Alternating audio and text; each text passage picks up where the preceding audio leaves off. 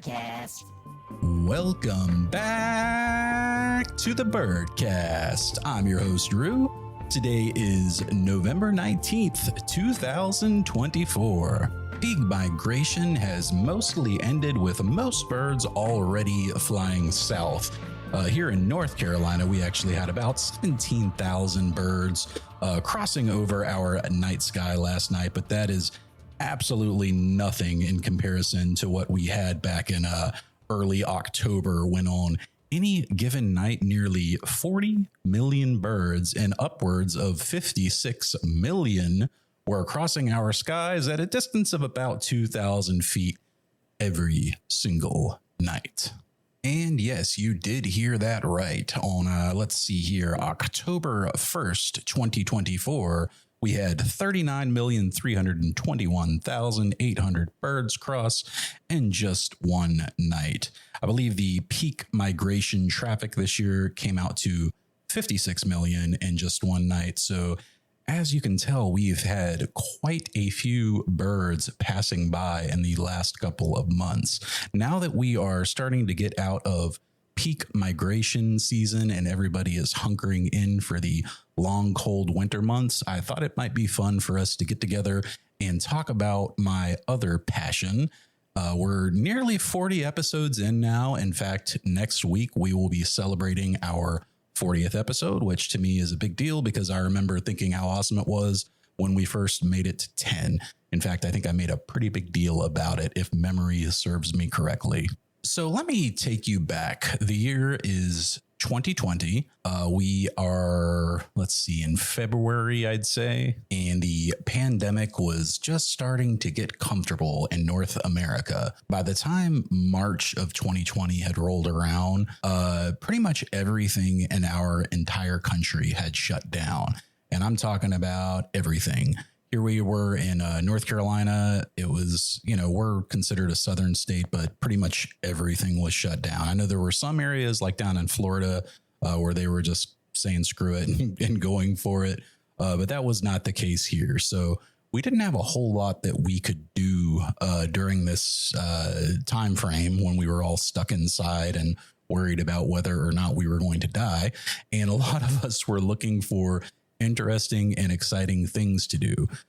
Myself, I actually very luckily found astronomy, and it absolutely changed my life in more ways than I can imagine. It's given me a deeper understanding of the universe and a much more, I don't know if I'd call it a spiritual outlook on life, but you could certainly say that depending on how you look at it. Just being more in touch with the universe and knowing how big it is and how infinitesimally small we are in comparison to the universe, which just keeps on going. I think it does give you a much different outlook on life than, other people would have who maybe don't gaze at the stars as often as we do.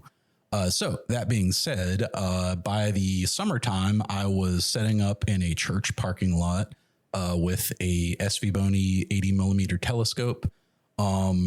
Actually, before that, had bought a Newtonian and tried to make it work for astrophotography, as many folks will do, but it was on an alt-az mount and it just wasn't happening. So it took me about 6 months before I was able to save up enough money to get the proper gear that I needed to start doing proper astrophotography. I was having so much fun. I didn't even have a spot in my yard where I could set up. Oh no, I had to pack up all of my gear every time I wanted to do astronomy and drive not too far, about 15 minutes down the road.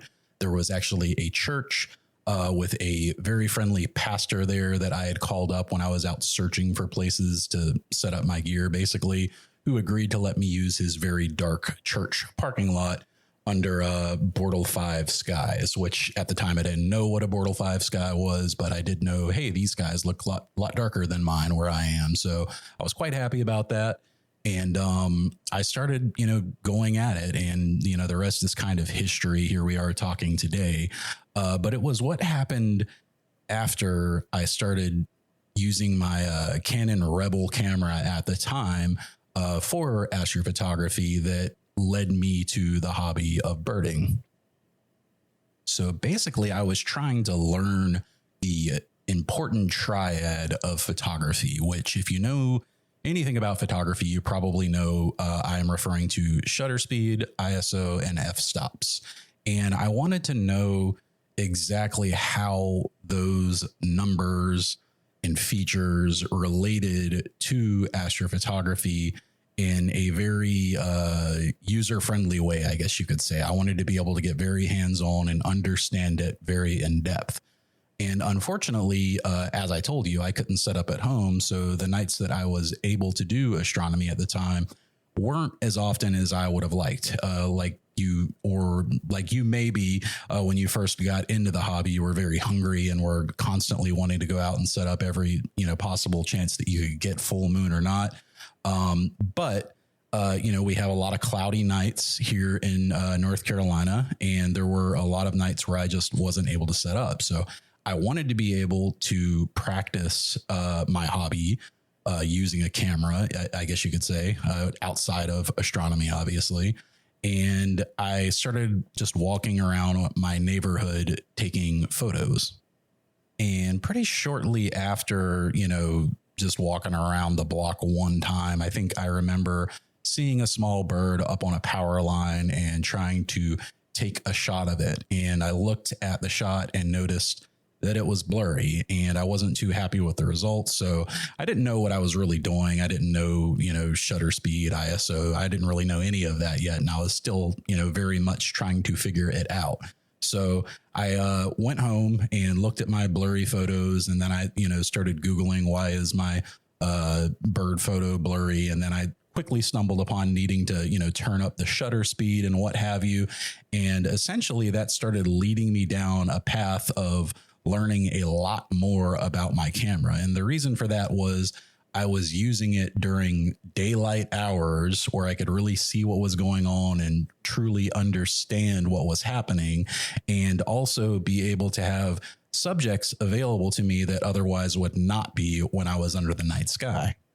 So at the time I was using it was actually my wife's camera, which was a Canon Rebel T5 that I had gotten her for Christmas a few years prior, and she never really picked it up too much. She used it, every now and then, but never got huge into it. And I had only taken it with me, I think, on one big trip to Alaska that we had done back in 2015. But other than that, it pretty much gathered dust for the most part. So I was using that camera in combination with the 75 millimeter to 300 millimeter kit lens. And I pretty quickly learned about apertures and, needing to be able to gather more light in order to have a faster shutter speed. If you don't know what I mean by that, I could certainly explain it to you, but we've talked about it on several other episodes. But in any case, the next time I was out walking around and taking photos of birds, I decided to increase my shutter speed up to 1/500th of a second. And I found a similar situation with a bird sitting up on a power line. And I went to start taking the photos of the bird, and I realized, man, these are actually really sharp. And I think at that moment, when I got my first really crystal clear photo of a bird, I immediately took it home and I realized, I don't know what kind of bird this is. So I had to know what it was because I was really impressed with the photo. So I got on Google and I started looking up how to identify birds. And once that happened, it was pretty much over for me. I was collecting Pokemon in the real world for all intents and purposes. And birding is very much that sort of hobby where you may go 3 years without seeing anything out of the ordinary. And then you happen to spot in your own backyard an incredibly rare bird, and you just lose your mind and run inside and try to grab your camera before it flies away. Since then, I'm coming up on, I guess, about 5 years of being a birder, and I have met countless friends through the hobby. I'm actually great friends with a woman named Debbie, who actually does a lot of work with birds and actually works with a company called Parrot University here in Charlotte. And they actually adopt out parrots that came from basically not all bad homes, but for whatever reason, they couldn't hang on to the birds.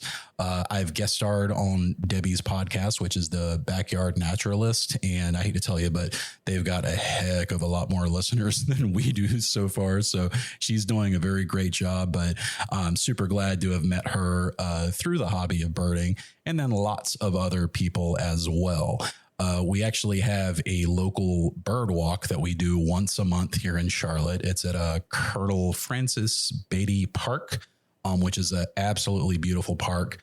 We basically meet up there on Saturday morning, bright and early. And, you know, some people bring cameras, some people bring binoculars, but everybody is there to see what we can see. And sometimes we see, you know, a lot of what we're accustomed to seeing locally here as far as birds are concerned. And then every once in a while, we might see something super rare that nobody was expecting. And that's kind of one of the great joys of it is you never really know what you're going to get.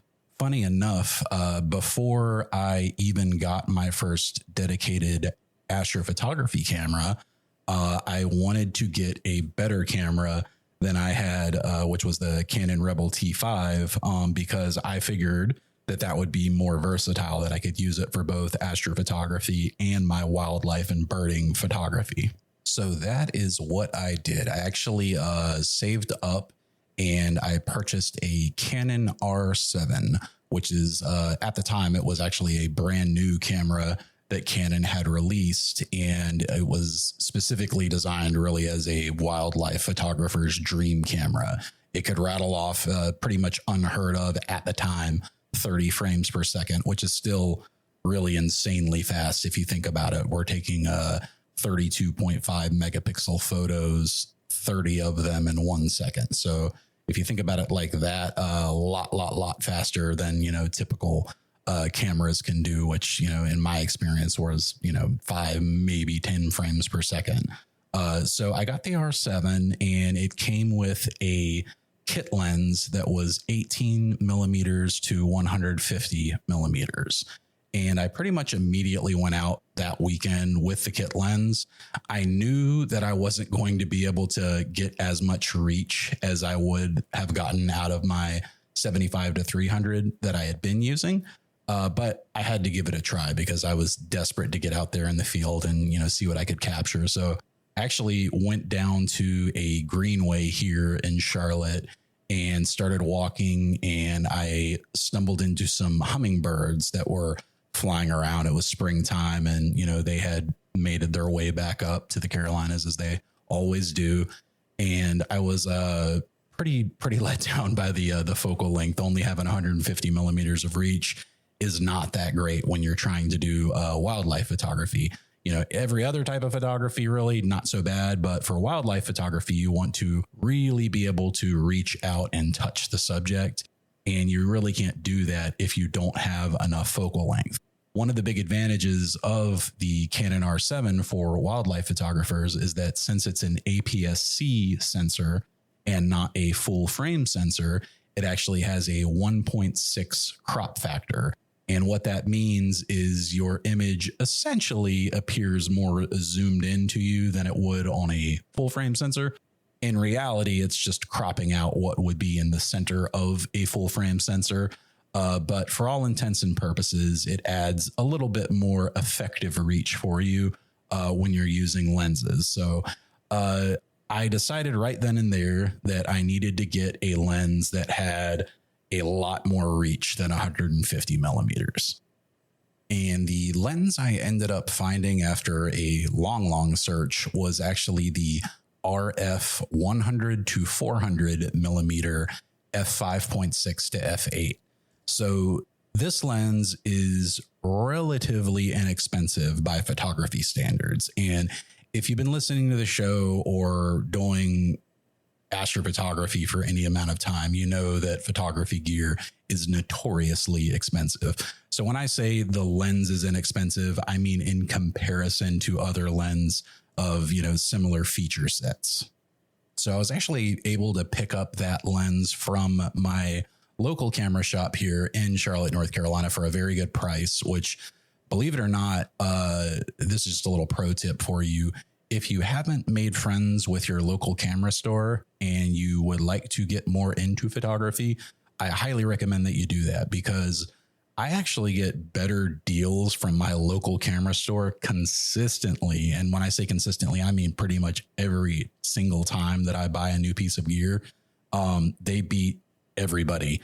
Amazon, B&H Photo, you name it, anyone for photography gear, they will give me a better price. Don't ask me how they do it, but I'm sure that, I'm not the one rare exception where that happens. So it's good to get in good with your, local photography store if you have one available to you. So anyway, I got the RF 100 to 400 lens, and I had my Canon R7, and man, I was just a pig in slop. I was so freaking happy. I had so much more reach with that 400 millimeters that I was able to reach out and capture birds that I had never been able to before. I was able to get very small birds like house finches and hummingbirds much, much closer and clearer than I had ever had to or had a chance to before that time. So I still have that lens, the 100 to 400, and believe it or not, it's still pretty much my favorite camera lens. I use that lens all the time. And actually, just a couple of weeks ago, I told you about one of my friends brought his buddy down to the observatory to do his very first astrophotography photo. He actually also had a Canon R7, which he had just recently acquired, and he had the kit lens, the 18 to 150. And he wanted to take a photo of Orion. So I let him borrow my 100 to 400 lens so you would have more reach. And it actually took an amazingly good photo of Orion. So, if you're ever thinking about buying a camera lens, don't, turn it down and get a telescope just because you think it won't be able to do astrophotography, because that truly is not the case. I think Nebula Photos recently did a video where he compared, high-end telescopes to high-end camera lenses. And, as you would imagine, the camera lenses absolutely can hold their own. So once I had that R7 with the 100 to 400 lens, I was pretty much ready to start my birding journey. And over that summer of 2020, I think there wasn't really a morning that went by where I didn't get up a couple hours before work, and I would go out and I would go birding. And I kept that up for, 2-3 years, every day, pretty much. There was rarely a reason why I would not be out birding, unless it was like pouring down rain or something like that. Even on the cloudy days when I knew my lens wasn't going to perform that well, because again, f5.6 to f8, it does really well in sunny environments and even not great environments. It can do okay in overcast, but when it's like really dark out, not so great. We can talk about other more fancy lenses at another time, but this is what I have. So that's what I had to work with. But I'd be out pretty much every day hitting a different trail, a different greenway, trying to locate new birds.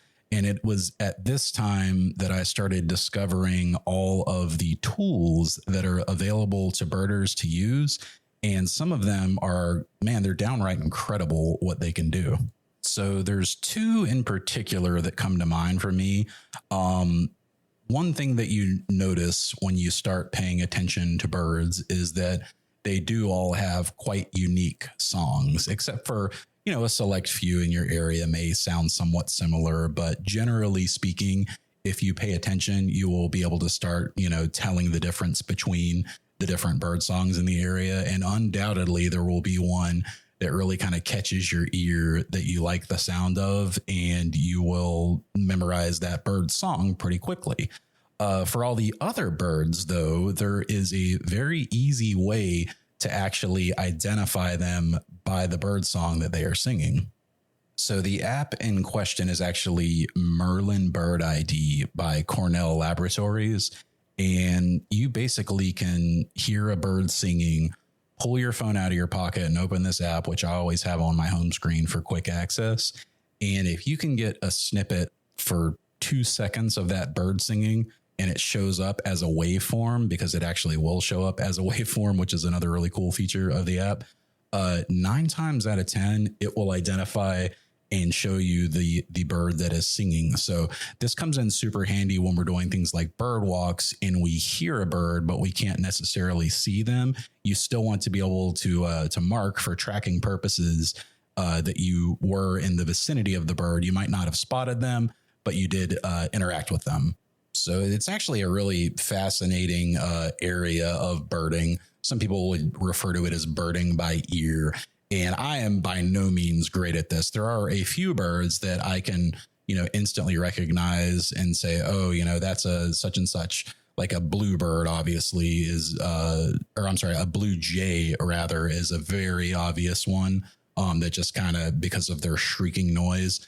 Though they are a little bit easy to sometimes confuse with a hawk. If you've never really learned what your local hawks sound like, you might hear a bluebird or blue jay. I keep saying blue jay in the distance and think that it's a hawk, but that's just because they tend to screech in a hawk-like fashion. Like a phoebe, for instance, is another bird that you can instantly identify once you get to know it because the song that they sing literally sounds like their name. And actually, there are a lot of birds that are actually named after the type of sound that they make. Phoebe being one of them. My friend David, who actually met through birding, he knew my brother from way back in the day, and then we reconnected one day. Me and my wife were on a bird walk, and him and his wife were on a bird walk. And we ended up reconnecting and finding out that, we were kind of old friends from way back in the day, which is very cool. But an awesome couple that we reconnected with because of birding. And he always said that the Phoebes are the hype men of the bird world because they scream their name Phoebe over and over again, which has always been hilarious in my opinion. So you don't need a super fancy camera, though, if you would like to start birding. You really only need your eyeballs. If you can get a pair of binoculars, that would certainly assist you. But I would imagine that a lot of you guys that are listening to the program probably already have a camera. And if you do, then why not give it a try one day and let me know what you think? You might find that is an excellent way to release stress and a great way to get exercise. I can tell you the time when I was birding the most a couple of years ago is actually the best shape I've been in probably the last 20 years because I was walking so much every single day and constantly going on new trails as well.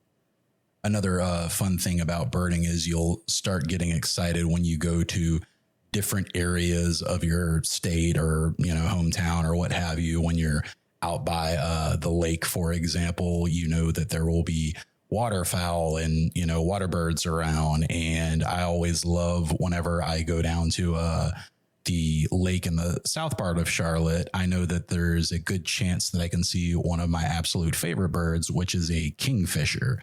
I remember the first time I got a clear photo of a kingfisher was actually down at a trail in South Charlotte. Sorry, I couldn't remember the name of the place. It was McDowell Nature Preserve. And any of your big parks or nature preserves are going to be excellent places to go birding. Anytime you can find a nice nature trail, that's a good place to start.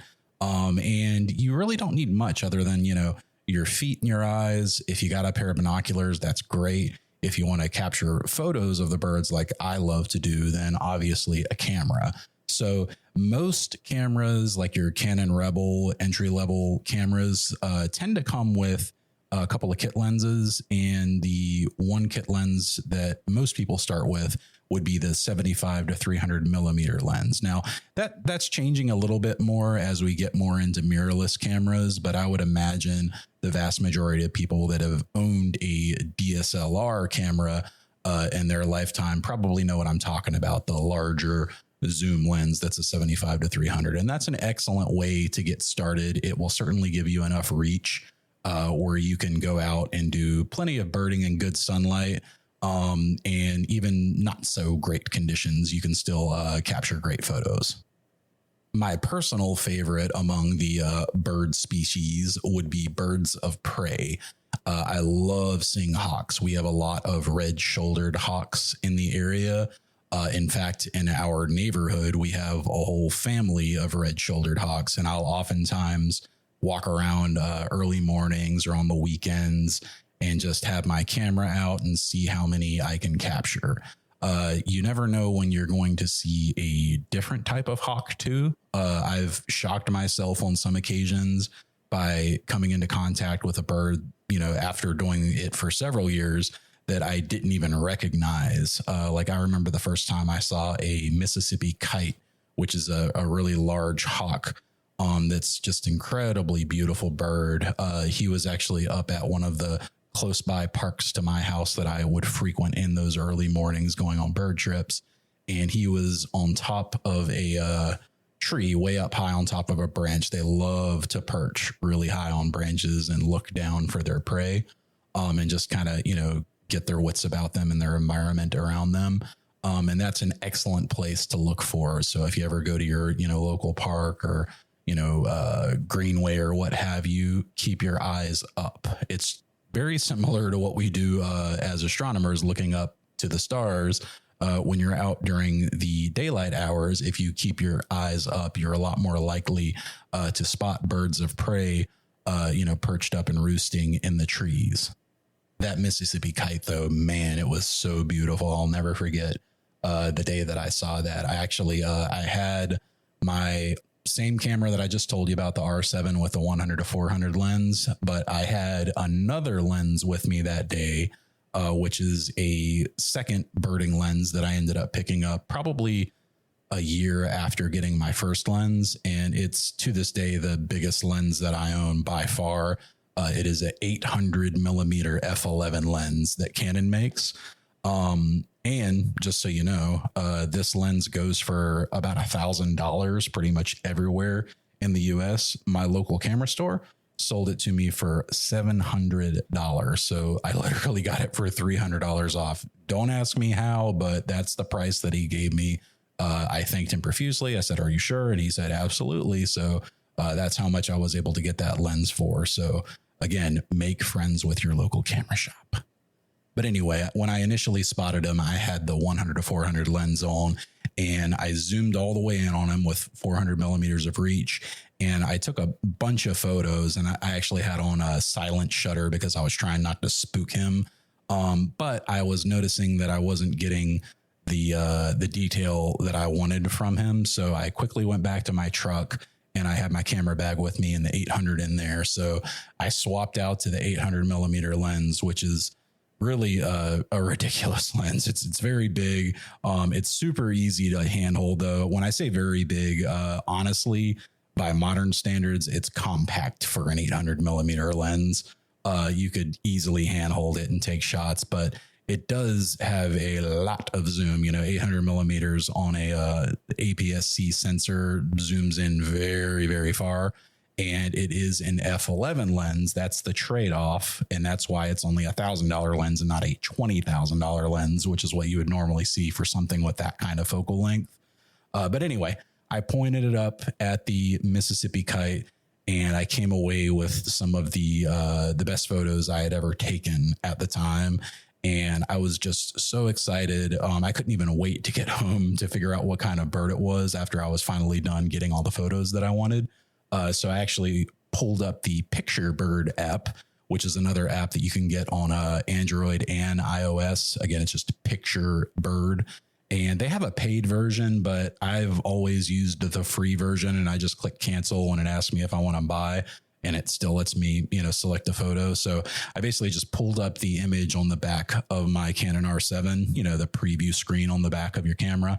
And I took a photo of that with my cell phone.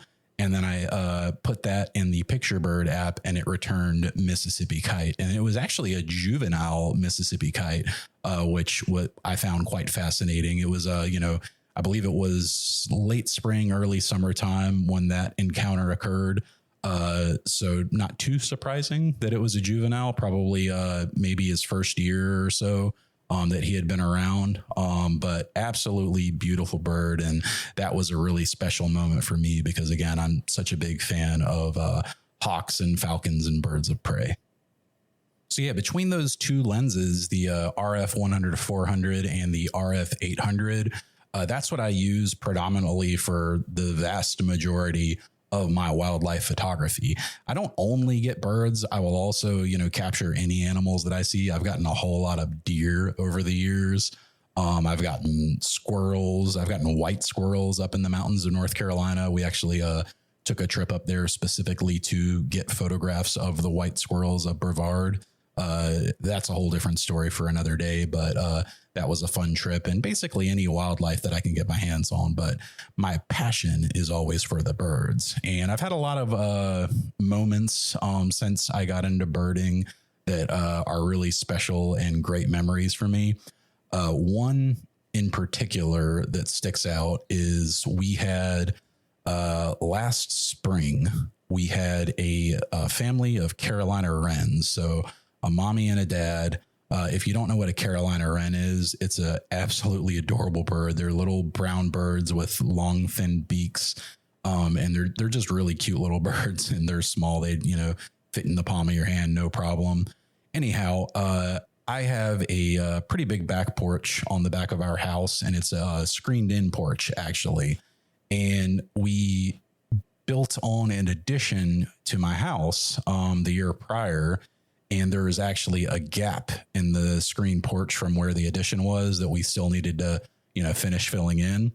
And before we were able to fill that in, we realized that there was a bird nest being built on the ladder on my back porch. So once I saw what was happening, I, kind of went to my bedroom door where I had a better view, and I saw that a mom and dad Carolina wren were kind of going back and forth with various debris that they were finding in the yard, pieces of grass, twigs, etc., to make that nest.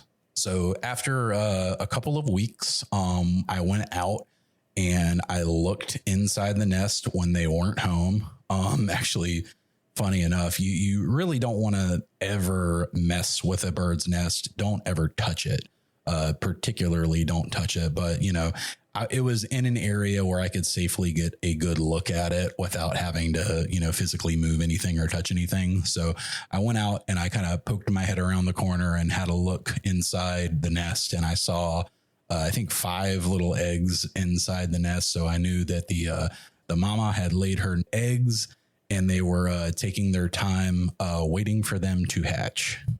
So I probably don't need to tell you what happened after that, but slowly but surely, those eggs were sat on every single night, and we would see the daddy bird bringing the food back to the mommy bird, and they were taking shifts watching, and surely enough, they hatched. I had set up one of my wireless blink cameras above the nest. So that way we were able to look in whenever we wanted and see the babies. And when they were first born, whenever we would pull up the camera and look, all you would see is like these tiny little beaks that were sticking straight up pretty much all the time. And we noticed, observing the mama bird, that all she did all day long was go out and look for food and then bring it back to the babies. And then as soon as she, dropped it down their mouths, she would go back out, look for more food, and then bring it back. And she was actually really good about making sure that everybody got food. I paid attention because I would, watch her for hours at a time while she did this. And she would, know that, okay, I fed those 2 last time I was here. I'm going to feed these 2 this time. And when I come back the 3rd time, I'll make sure that the 5th bird gets fed. So I think one of the babies ended up not making it, sadly. The dad actually, I think he flew the body of it out one day. I'm pretty sure that I saw that happen, but I can't swear to it. But 4 of them did make it. And after several weeks in the nest and watching them grow and get bigger and bigger and bigger to the point where they were literally about to fall out of the nest because they were so big, I let my dogs outside one day onto the back porch. And as soon as I opened the door, I saw all 4 of the babies pressed up against the screen porch. And I kind of freaked out. I immediately ran and grabbed my dogs and told them to stop because, they were super curious. They weren't going to hurt them or anything, but I'm like, they're brand new babies. They don't need dogs in their face. So I grabbed the dogs, put them inside. And I'm like, what am I going to do? I opened up the one door that we had to get them outside, and two of them pretty much instantly found their way to the open door and got out.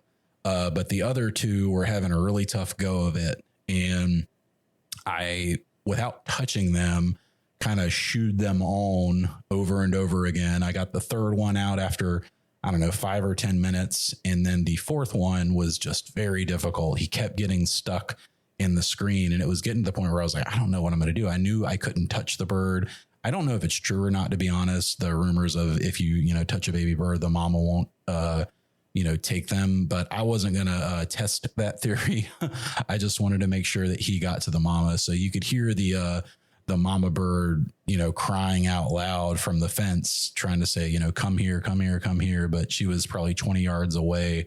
And finally, I got him out, but he went out on the opposite side of the porch. Instead of going through the door, he went out that original crack that the mommy and daddy had come in through.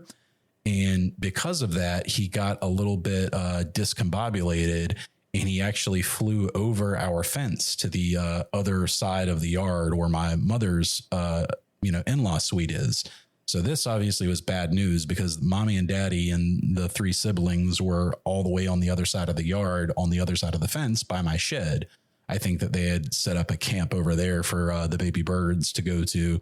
And so I went over and I took my time, and long story short, I spent probably 3 hours in the yard that day rounding up baby birds and getting them. But I finally got that other one back and reunited with the mommy and daddy. And whenever he finally got there, you could just tell that they were super duper happy to see him. And they were all together. A couple weeks later, I was out in my garage, and all four of these wrens, I had the garage door open and I was working. All of them, they all flew up right by the garage, and they hung out right in front of it for hours. They were just kind of hanging out in the vicinity. I think that, I mean, I don't know for sure, but I think that they knew it was me, and they wanted to kind of hang out around me for a little while. And that continued on for several weeks. They would randomly show up to the garage and kind of hang out with me for a little while before they flew away.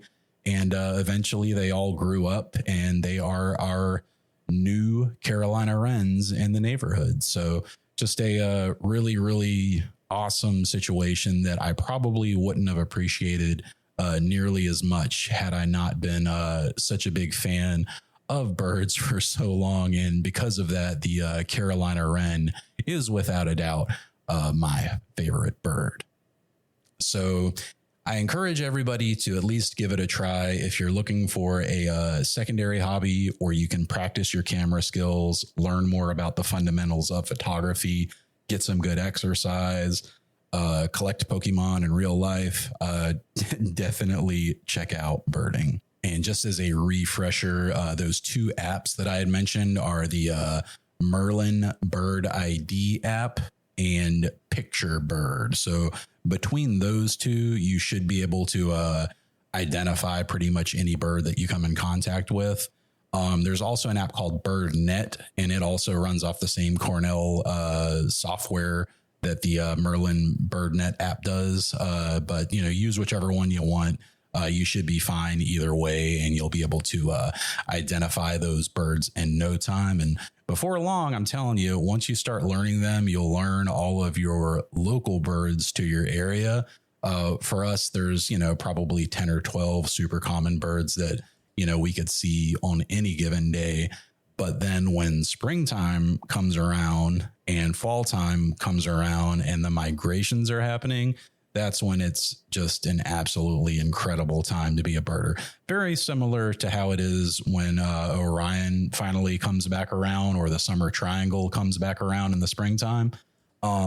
It's similar to that when the migrations are happening, because you know that you're going to have a chance to see a lot of different birds that you otherwise would not throughout the year.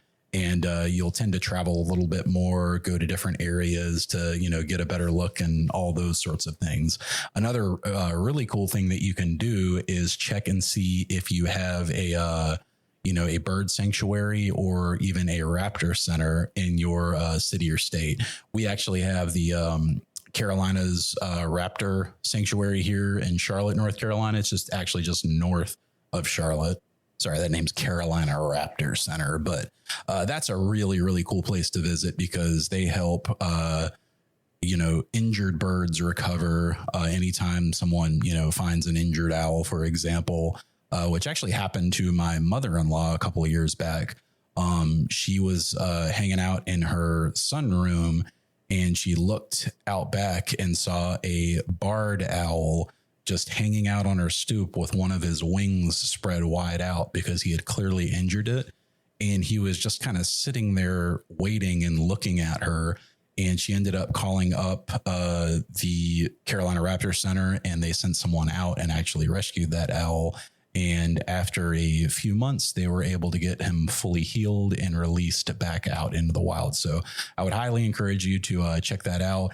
You might have a waterfowl rescue center, you might have a raptor center, you might have a bird sanctuary, but whatever it is in your local area, it is certainly worth checking out because they generally do a lot of awesome work. And they also usually have an area that you can visit to go see all the birds. Like the Raptor Center, for example. I know I told you guys on the show last week that I was able to participate in the Photo Wild event where they bring out, all the owls and big birds and let you get up close and personal and photograph them. But you can go any day of the week for the most part. I think they're open 7 days a week and walk the trail and see all of the birds in their habitats, throughout the year. So if you just want to go out and practice your photography, you could certainly look into doing something like that as well. I will tell you that if you do get into birding, make sure that you get a lot of good memory cards. So whenever I got my R7, I needed really fast memory cards because the R7 was capable of shooting 30 frames per second, like I had mentioned. And because of that, I needed an SD card that was able to write data fast enough to keep up with those speeds, because otherwise, it'll just reduce your speed to whatever, your card can write. In my case, I use Lexar professional cards. These are the 1667X models that write 250 megabytes per second. I know that there's a slightly higher end version. I can't remember. It's like the 1700 or 1800, but there is a higher end version than this. But it just depends on what your camera model's specifics are. Whether you need to get a higher end version or not. For these, for me, these do perfectly fine. And I think I've got 4 or 5 of them now. When I got my Canon R5, that was actually my first prosumer model camera, full frame, and it being a 45 megapixel camera capable of 8K raw video. It actually takes compact flash as well as SD cards. So I had to get my first compact flash card because they write even faster than the fastest SD cards. And I had no idea how expensive compact flash is. And if you're going to be doing anything close to 8K video, not that I do often, I usually, will do 4K video if I'm recording it. You will very, very quickly fill up something like a 128 gigabyte card. And guys, there's so many other rewarding aspects to birding. I could literally go on all night about it. I won't, but I will tell you, just things as simple as watching birds in your backyard becomes a lot more fun because you start to recognize the different habits that birds have. You start to see the different type of motions that every individual bird does. Like Phoebes wagging their tails was one of the very first characteristic things I noticed about a bird. And when I went and read up on Phoebes, sure enough, they pretty much all wag their tails like that. It's just one of the things that they do. So now we go to our local bird shop here in Charlotte, which is funny enough. The woman I was talking about earlier, Debbie, her co-host of the podcast that she does, owns that bird store. So we go and buy all of our bird feed from there because you don't want to get cheap bird food from a grocery store. That stuff's actually generally pretty bad for birds because it's full of just garbage that they shouldn't be eating usually. I'm sure there are some exceptions out there, but if you do want to start feeding birds in your backyard, I would highly recommend checking out your local bird shop and just asking the proprietor what they recommend. And you don't have to pay much more than what you would pay at the grocery store. And you can generally get a much larger bulk size bag that'll last you a lot longer. I've got feeders set up all around my yard. I've got a bird bath in the front yard, so they've got a water source. I've got pretty much everything a bird could need to live a very happy life right here on the Page homestead. One thing that did disappoint me last, I don't know if it was Christmas last year or the year before, my mother actually got me a one of those smart bird feeders. But apparently she had gotten like the third party bootleg one on Amazon because it never worked right. It just wouldn't connect to the Wi-Fi properly. And to this day, I have the app on my phone and it just doesn't work right. So if you end up wanting to get one of those smart bird feeders, and trust me, they're very, very cool. While that thing was working, I loved it and it took pretty darn good pictures, all things considered. Make sure that you get one of the highly reviewed first party, brand name ones, I guess you could say, because if you get one of the cheap knockoff ones, you'll have a terrible experience with it like I did. I still use it as a feeder, but I haven't really had the patience to go out there and screw around with it. After, reformatting it and reinstalling the software for 3 times, I think I finally pretty much gave up on having that particular smart bird feeder in my life. All things tying back to astrophotography as they do. I remember thinking how special it was that Cygnus was one of the first constellations that I really learned outside of Orion, obviously, which I think is the constellation that most of us learn first. And I actually, outside of Cygnus, took it upon myself to learn, any bird constellation that was visible in my area. If you remember the episode where we talked about drawing constellations, the first one that I ever drew was actually Corvus, the crow. And shortly after learning Cygnus, I quickly learned about Aquila, which is another constellation that makes up the summer triangle. So it is personally a goal of mine to view all of the bird constellations, but the remaining major ones are all only visible from the southern hemisphere for the most part. So I am definitely going to have to make a trip down there so I can, make a drawing and just view all of the various bird constellations that are out there, because it really just kind of brings it all full circle for me. All right, guys. So I am going to give you a little bit of a weird recommendation this week. Obviously, I've already talked about a couple of apps, and my general recommendation for you this week is to go out this weekend. If it's nice out, find a local birding hotspot in your area. If you just go to Google and search for birding hotspots, you will find plenty. And there are lots of awesome apps that you can use for locating birds in your area as well. Or heck, just go out in your neighborhood and have a walk around. The great thing about birds is they are everywhere. If you start looking, you will see them. I can promise you that. But outside of the bird talk, I wanted to mention something to you that is a little bit of a higher technology type recommendation that I actually just discovered a few days ago. I'd actually heard it talked about many, many times on one of the tech podcasts that I listened to, which is Brad and Will Made a Tech Pod. That's an awesome podcast, by the way. I've been following those two guys for years through their Giant Bombcast podcast, and then they have another podcast that they do. But I always listen to them, and they had mentioned many times on their show Home Assistant. And for whatever reason, I had always thought that they were referring to Apple's HomeKit, but that is not what they were referring to. They were talking about Home Assistant, which is actually a open source smart home operating system that you can install on a piece of hardware. So if you've got like a old computer lying around or a Raspberry Pi device, you can install it on that, or you can even run it within a container on your main computer, if you know how to spin up a virtual machine or Docker, for example. But I personally am running it on dedicated hardware. I have an old Nook type computer, like you would use for a telescope. And I actually just finished installing it yesterday, and I was kind of blown away with how it links everything together in your smart home. So the number one thing that I hate about having a smart home is having a million different apps that you have to use for every single device.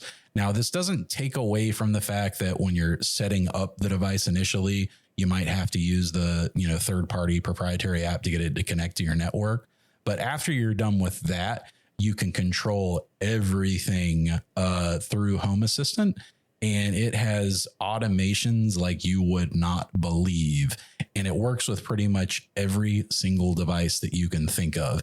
And if something doesn't work with Home Assistant, there's usually a very good reason for it. So I'm just starting to learn more and more about it. If any of you guys use Home Assistant and have particular features that you love, I'd love to hear about it. Feel free to email me at ruastrocast@gmail.com.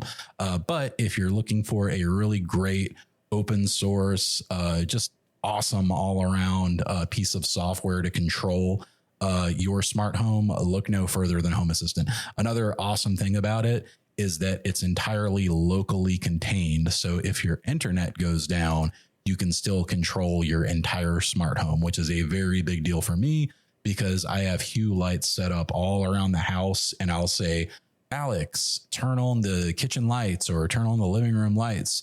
And if the internet happens to go out, I can't do that. And that can be a big inconvenience.